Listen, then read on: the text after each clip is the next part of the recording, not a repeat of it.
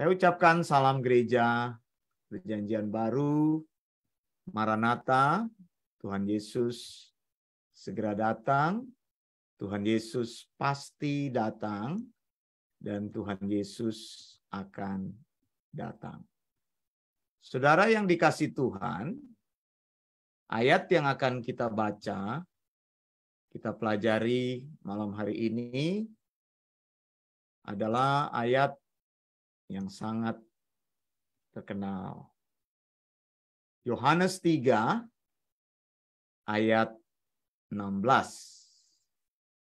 Ayatnya saya tampilkan untuk kita semua supaya kita bisa membacanya baik yang ada di Zoom maupun di Facebook Live, di mana saja Anda berada.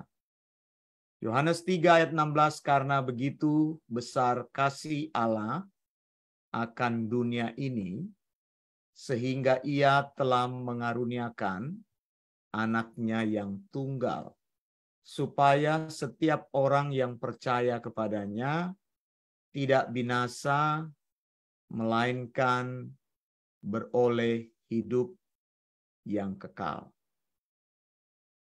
Nah, ayat ini sudah kita baca berulang-ulang dan sudah dihafalkan. Semasa kita masih kecil, bahkan ayat ini menjadi ayat dorongan supaya anak-anak kita juga menghafalnya. Sudah banyak dikhotbahkan, bahkan pendeta-pendeta yang baru lulus, yang masih muda sekali, mereka senang mengambil Yohanes 3 ayat 16 untuk dikhotbahkan. Saudara, untuk memahami ayat ini, kita harus melihat bagian-bagian lain di dalam Yohanes pasal 3 ini. Nah, saya tunjukkan. Saya buka lagi. Jadi tidak bisa hanya dibaca di dalam ayat ke-16 saja, tapi untuk mengerti lebih jauh, kita perlu melihat ayat sebelumnya dan ayat sesudahnya. Mengapa ada ungkapan atau pengajaran Yesus seperti ini? Saya mulai di dalam ayat yang ke-17. Ayat sesudahnya. Sebab Allah mengutus anaknya ke dalam dunia, bukan untuk menghakimi dunia, tetapi untuk menyelamatkannya oleh Dia. Nah, ayat 17 berbicara mengenai inkarnasi Yesus. Di dalam ayat 16, ketika kita baca dikatakan, karena begitu besar kasih Allah akan dunia ini. Alasan mengapa Allah mengasihi dunia ini adalah alasan satu-satunya Allah mengutus Yesus ke dalam dunia yang kita sebut sebagai inkarnasi. Allah memakai tubuh manusia. Inkarnasi itu artinya Allah memakai tubuh manusia. Bukan Allah berubah menjadi manusia. Tidak bisa seperti itu ya. Bukan karena Allah maha kuasa lalu Allah bisa berubah menjadi macam-macam bentuk. Bisa berubah menjadi sapi. Sehingga ada orang yang menyembah sapi sebagai Allah. Sapi tidak dimakan, tapi sapi disembah. Karena mereka berpikir Allahnya berubah sebagai sapi. Itu contoh. Jadi inkarnasi adalah Allah mengambil tubuh manusia. Sehingga lahirlah manusia yang bernama Yesus. Nah, itu adalah bukti kasih Allah. Inkarnasi adalah bukti kasih Allah. Tadi kita baca kan, karena begitu besar kasih Allah. Apa sih kasih itu? Kasih itu diwujudkan dalam bentuk apa? Inkarnasi. Satu ya. Lalu yang kedua, kita perlu melihat ayat sebelumnya. Yaitu ayat 14 dan 15. Yohanes 3 ayat 14 dan 15. Untuk memahami Yohanes 3 ayat 16. Dikatakan, dan sama seperti Musa meninggikan ular di padang gurun, demikian juga anak manusia harus ditinggikan, supaya setiap orang yang percaya kepadanya beroleh hidup kekal. Jadi kasih Allah yang besar tadi kita pahami, menghasilkan inkarnasi, yaitu Allah mengambil tubuh manusia, dan namanya adalah Yesus. Yang kedua adalah kasih Allah menghasilkan kematian Yesus. Sampai sini paham ya? Jadi dua hal yang perlu kita pahami, yaitu inkarnasi Yesus dan kematian Yesus. Itu adalah bukti kasih Allah. Sekarang saya mau katakan kepada kita semua bahwa setiap orang yang ingin mengalami kasih Allah harus mengalami dua hal tadi. Yaitu apa? Inkarnasi Yesus. Harus percaya kepada inkarnasi Yesus. Dan yang kedua, harus percaya pada kematian Yesus. Nah, siapapun yang berada di luar dua tujuan ini, maka mereka tidak akan pernah bisa mengalami kasih Allah. Sampai sini bisa paham ya? Jadi persoalannya begini, kita itu tidak bisa mengasihi sebelum kita menerima kasih. Begitu. Siapapun manusia di dunia ini, dia tidak bisa mengasihi dengan baik sebelum dia menerima kasih Allah. Jadi kasih itu harus diterima terlebih dahulu. Baru dia bisa menjadi manusia yang bisa mengasihi. Omong kosong kalau ada orang yang mengatakan, saya bisa mengasihi tanpa dia menerima kasih Allah. Jadi saya mau katakan di sini, ketika Alkitab berkata bahwa Allah mengasihi dunia ini, artinya yang Allah kasihi adalah semua orang yang berada di dalam misinya Yesus. Ada amin? Jadi tidak semua orang dikasihi oleh Allah kalau mereka tidak ada di dalam misinya Yesus. Menerima inkarnasi Yesus dan menerima kematian Yesus, maka mereka tidak akan menerima kasih Allah sampai kapanpun. Mungkin ada orang yang katakan kepada saya, memprotes, lah kok bisa begitu Pak? Kalau begitu Allah pilih kasih.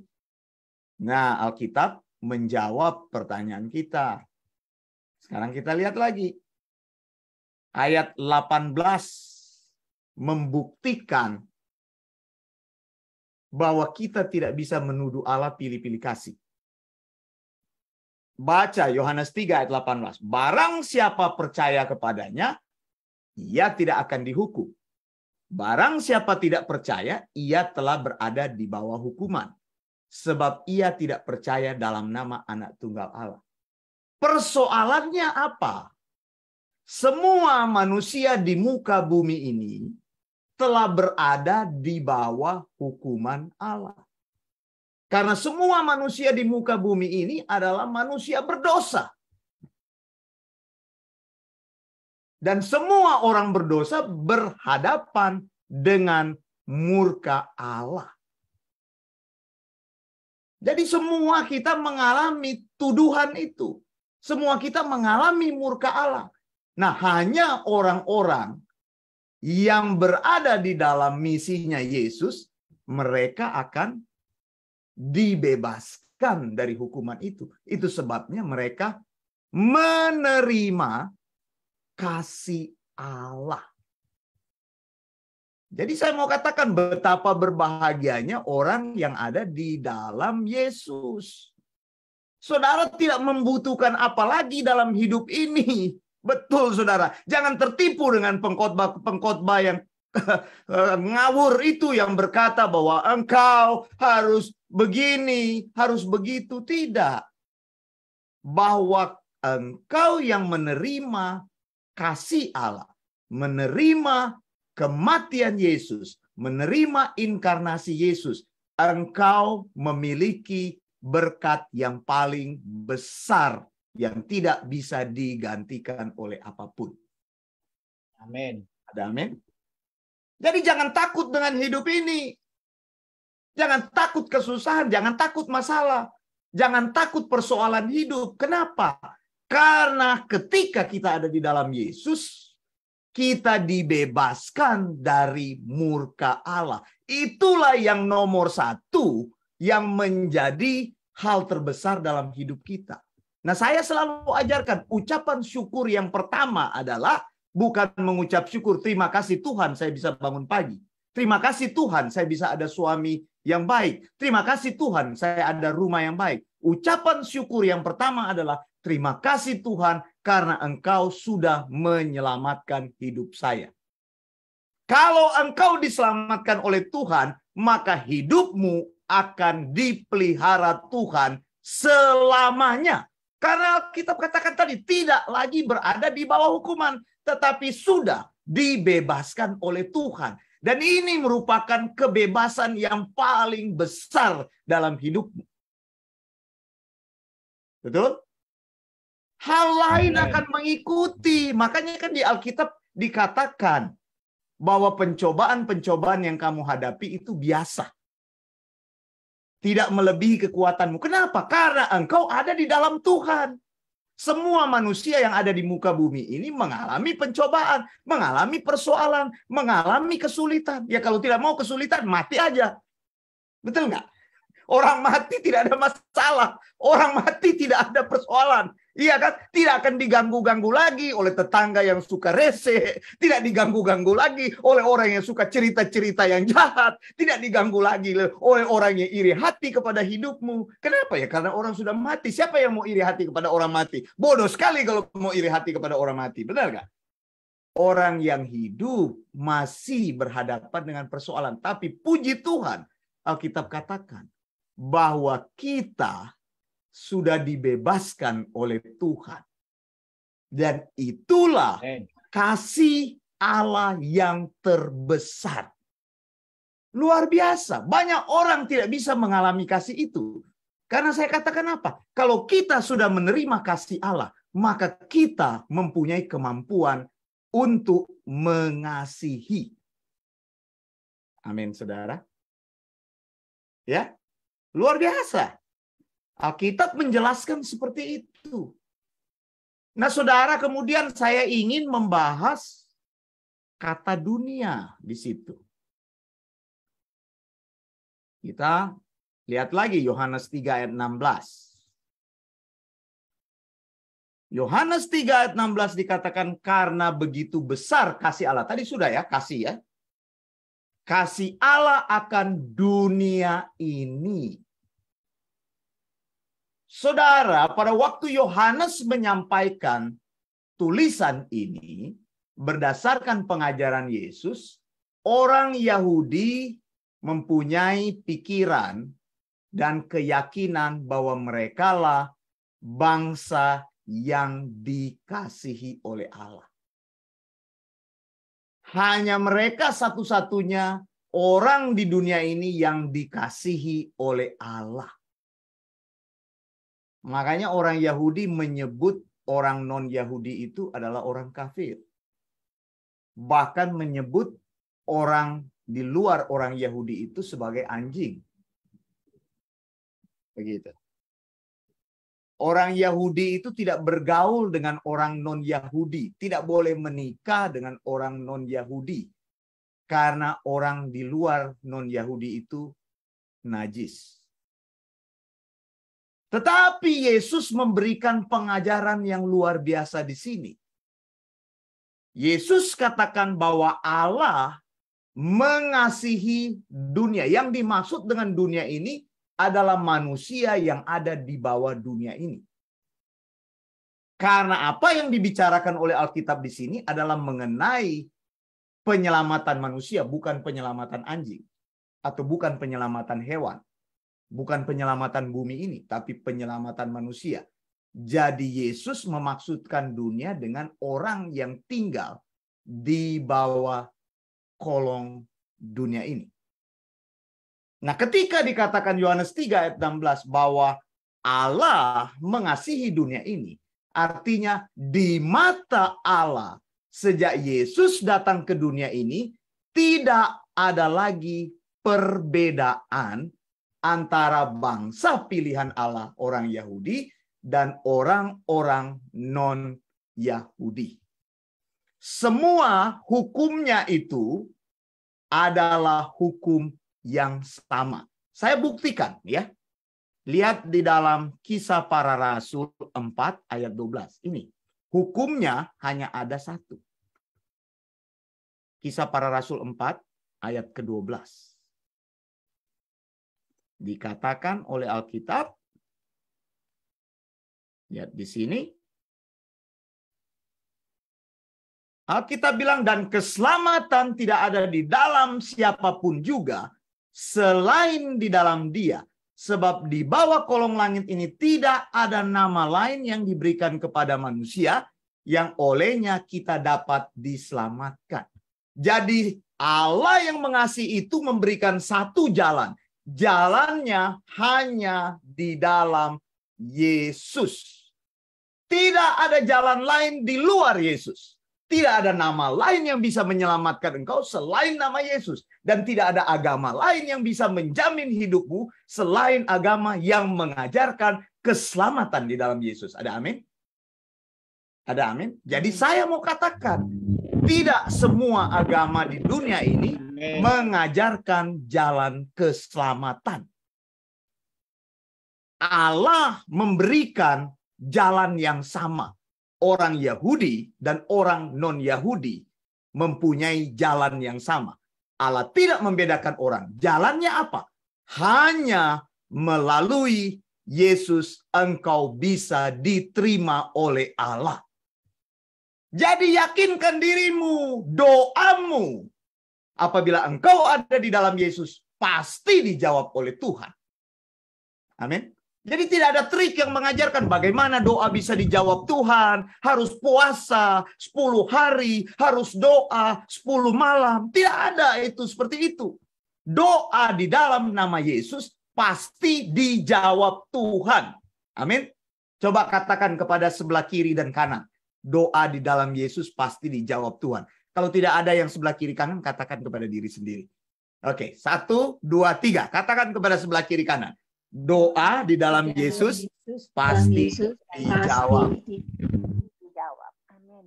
Allah tidak pernah berdusta kepada janjinya. Ini bukan Wanda Dumais yang janjikan. Saya aja janji-janjikan kepada orang, saya sudah kasih janji saya, masih ditagih-tagih lagi. Saya bilang kurang ajar juga nih orang. Saya sudah kasih janjinya, masih juga dijelek-jelekin, diceritain. Belum dikasih inilah, belum dikasih ini. Saya bilang, emangnya Wanda Dumais itu bank. Kalau kamu mau terus dikasih uang, ya datang kepada bank. Ya, Wanda Dumais bukan bank. Ini contoh. Saudara. Jadi, saudara, saya mau beritahu kepada saudara bahwa Allah mempunyai kunci utamanya. Satu, engkau bisa dikasih oleh Allah apabila engkau menerima inkarnasi Yesus dan menerima kematian Yesus.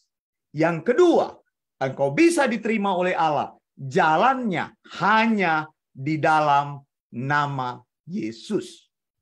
Jadi jangan katakan semua agama di dunia ini sama.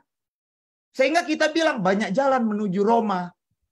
Banyak jalan menuju Manado. Ya bisa, naik pesawat bisa. naik kapal laut bisa, ya bisa. Tapi di dalam Yesus tidak ada banyak jalan. Begitu, jalannya hanya satu.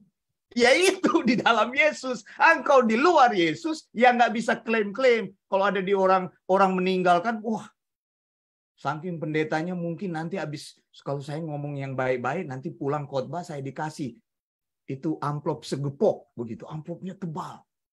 Begitu. Jadi kalau ada orang mati begitu, orang matinya dipuji-puji. Biar belum terima Yesus, dia bilang, pasti Bapak ini masuk surga.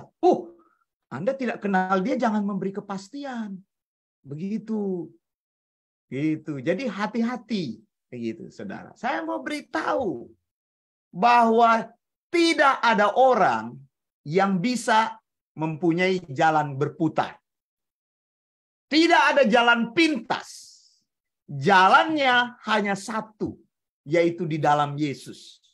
Jadi kalau ada orang yang belum terima Yesus dan dia meninggalkan dunia ini, maka sudah dipastikan bahwa orang itu tidak mengalami keselamatan. Amin. Alkitab yang menjamin. Ada orang yang tanya, Pak, bagaimana Pak kalau orang itu rajin berbuat baik, rajin memberi sumbangan? Bagaimana kalau orang itu, Pak, dia moralnya baik, tapi belum percaya kepada Yesus, dia mati kemana? Persoalannya Alkitab tidak menjawab itu. Yang Alkitab jawab, tidak ada nama lain di bawah kolong langit ini yang bisa membuat engkau diselamatkan. Jadi makanya pastikan selama kita di bawah kolong langit ini, kita memiliki jaminan keselamatan. Amin, saudara. Itu sebabnya kita bergiat. Masih banyak orang yang belum menerima Yesus. Bukan karena lahir sebagai orang Kristen lalu otomatis dia percaya kepada Yesus. Tidak. Injil yang menyelamatkan itu harus diberitakan selalu. Maka saya tidak pernah memberitakan Injil yang kacau-kacau. Saya hanya ingin memberitakan tentang Alkitab. Di BIC kita mendengar pengajaran yang benar atau sound doctrine. Begitu. Jadi jalannya cuma satu. Ya, kalau ada yang tanya, bagaimana orang yang baik?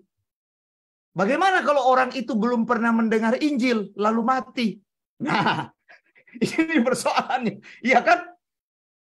Iya kan? Betul nggak? Betul nggak? Bagaimana Pak kalau dia tinggal di gunung? Ya siapa suruh tinggal di gunung? Ya susah juga. Karena jalannya itu hanya ada di dalam Yesus. Persoalannya begitu. Begitu. Apakah Tuhan akan datang untuk memberitakan Injil kepada dia? Tidak, saudara. Sejak Alkitab lengkap ditulis, maka firman Tuhan hanya tersedia dari Kejadian sampai kitab Wahyu.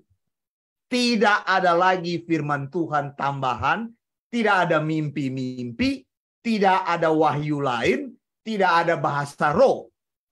Terus orang gemetaran. Akulah Yesus Tuhanmu. Hai anakku, dengarkan. Itu omong kosong, jangan dengar yang begitu. Mana ada seperti itu? Dengarkan di dalam Alkitab. Di Surabaya kan pernah terjadi. Karena orang dibodoh-bodohin, akhirnya mereka menjadi bodoh. Betul. Di Surabaya itu pendetanya. Sampai sekarang itu kejadiannya. Itu korbannya melapor kepada saya. Itu ibunya. Dia datang kepada saya, beritahu kepada saya. Pak Wanda, bagaimana ini? Suami saya ini dirampas sama pendeta. Kok bisa? Ya habis setiap kali khotbah pendetanya bilang, hai anakku, kalian berdua tidak berjodoh.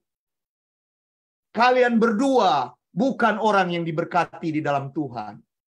Nah ini kan karena engkau, mungkin kita mendengarnya lucu. Tapi karena mereka lebih percaya kepada omongan pendetanya daripada Alkitab terjadi. Karena tiap kali pendetanya ngomong begitu jadi takut ini. Keluarga ini. Ya nggak tahu saya jadi takut atau memang suaminya pengen kepada pendeta itu. Ya saya nggak tahu motivasinya apa. Tapi yang jelas terjadi, akhirnya pendetanya ini menikah dengan suami yang ibu tadi. Nah, ibu itu cerita ke saya. Ya saya bilang, itulah Injil yang palsu. Karena mendengarkan firman Tuhan, wahyu-wahyu yang baru. Injil Tuhan itu ada di dalam Alkitab dari Kejadian sampai Wahyu. Dan sudah di kanon Allah. Dan sudah ditutup oleh Allah. Injil itulah yang kita pelajari dan kita ajarkan kepada orang lain. Jadi jangan percaya kepada mimpi, jangan percaya kepada wahyu, jangan percaya kepada bahasa roh. Saya sudah jelaskan, bahasa roh itu tidak ada. Jangan percaya kepada lubuat. Lubuat ya, bukan nubuat. Lubuat. Begitu. Gitu. Iya. Bukan nubuat, saudara. Lubuat. Iya. Jadi hati-hati. Jadi hati-hati. Bagaimana kok suami istri sudah sah dilubuatin sama pendetanya dibilang tidak sah. Akhirnya rumah tangga berantakan. Itu pendeta lagi bikin lagu rohani. Itu masih ada di Jakarta, di Surabaya. Saudara jangan pikir saya karang-karang. Karena kalau korbannya melapor kepada saya. Ya saya tidak mau cerita namanya siapa. Nanti kalau mau cari tahu, kirim inbox ke saya. Nanti saya jawab. Gitu. Jadi seperti itu, saudara. Makanya, saudara, jalannya itu jelas. Amin. Ya, saya berharap semua yang ada di sini mendengarkan dan mengerti penjelasan firman Tuhan ini. Begitu. Bahwa Allah memberikan hanya jalan itu. Ya, kalau sudah ada di jalan itu, jangan keluar dari jalan itu. Amin. Ya, kalau sudah ada di dalam Yesus, jangan mau cari-cari jalan lain. Sudah betul itu jalannya. Amin, saudara. Ya, ada yang di sini mau cari-cari jalan lain? Ada? Tidak kan? Kalau ada di dalam ajaran yang benar, sound doktrin, jangan cari-cari lagi jalan-jalan yang lain. Kenapa? Karena saudara sudah menemukan kebenaran itu. Begitu, saudara. Begitu. Setialah pada jalan itu. Setialah pada apa yang Tuhan sampaikan. Kita balik lagi kepada ayat yang tadi. Hanya saya ingin jelaskan ayat itu sejelas-jelasnya supaya kita mengerti. Karena selama ini mungkin saudara tidak mendapat penjelasan yang jelas mengenai ayat itu. Yohanes 3 ayat 16. Jadi lihat di sini ya, bahwa Allah di dalam Yesus tidak pernah membedakan orang. Ya. Kalau engkau ada di dalam Yesus, doamu itu bukan kurang manjur daripada doanya Wanda Dumais, tidak. Begitu. Jadi saya mau cerita begini, saudara ya. Iya Pak, terima kasih. Jadi saya mau cerita, saudara. Pada waktu saya selesai berkhotbah, ini waktu di Indonesia. Mungkin cerita ini sudah saya cerita di satu TV, begitu ya. Pembawa acaranya bilang kepada saya, Pak, nanti kalau sudah selesai acara, saya bisa ngomong-ngomong nggak dengan Bapak? Saya bilang boleh, masih ada waktu sedikit. Oke. Jadi sesudah acara itu rekaman, bukan siaran langsung. Jadi direkam, kemudian saya bercerita dengan perempuan ini. Dia bilang, Pak, saya ini sudah menikah lama, tapi belum punya anak. Begitu ya, dia cerita. Terus saya bilang, apa yang kamu sudah lakukan? Saya sudah pergi, Pak, kepada pendeta-pendeta untuk minta didoakan. Oh, jadi dari satu gereja pergi ke gereja lain. Bagaimana caranya didoakan? Ditumpang tangan, Pak. Jadi pergi ke pendeta ini, ditumpang tangan, pergi ke pendeta ini, ditumpang tangan. Tapi belum terjadi apa-apa. Saya bilang, tumpang kaki udah belum? Dia bilang, dia ketawa. Ya belum Pak, cuma tumpang tangan Pak. Kalau tumpang kaki saya nggak mau. Saudara, jangan engkau berpikir itu doa pendeta lebih manjur dari doamu. Tidak bisa seperti itu. Tadi saya sudah katakan bahwa Allah memberikan jalan di dalam Yesus. Bahwa kalau engkau ada di dalam Yesus, maka engkau bisa datang kepada Dia dengan keberanian kapanpun dan dengan keyakinan apapun. Jadi doa pendeta itu tidak berkhasiat, tidak lebih hebat dari doamu. Sama saja. Apakah boleh didoakan pendeta? Ya boleh didoakan pendeta. Tapi jangan berpikir kalau doa itu pendeta punya doa lebih hebat. Lebih manjur. Lebih manjur. Ya singkat cerita ya perempuan ini setelah saya konseling dia punya anak lah. Tapi ada juga yang saya doakan. Pak, saya belum punya anak, doakan saya Pak. Heran juga ini orang yang belum punya anak banyak datang pada saya minta didoakan. Ya saya doakan. Ya, namanya juga orang minta doa gitu. Ada juga yang saya doakan, kemudian saya datang lagi berapa tahun ke gerejanya, saya tanya, bagaimana? Doanya udah dijawab Tuhan belum? Dia bilang, doa yang mana Pak?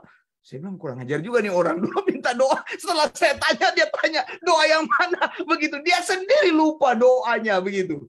Saudara hati-hati juga gitu. Jangan saudara minta didoakan setelah ditanyakan udah dijawab belum. Saudara sendiri lupa. Jadi kalau kita berdoa, usahakan kita ingat doa kita dan kita ingat apa yang kita doakan. Tapi inti yang mau saya katakan, doa kita semua itu sama. Allah tidak memandang orang. Amin. Semuanya sama di mata Tuhan. Dan hanya satu yang perlu kita ketahui. Di dalam Yesus. Apabila engkau ada di dalam Yesus, maka engkau mempunyai kekuatan terbesar di dalam hidup ini. Percayalah apa yang saya katakan. Amin. Tuhan memberkati.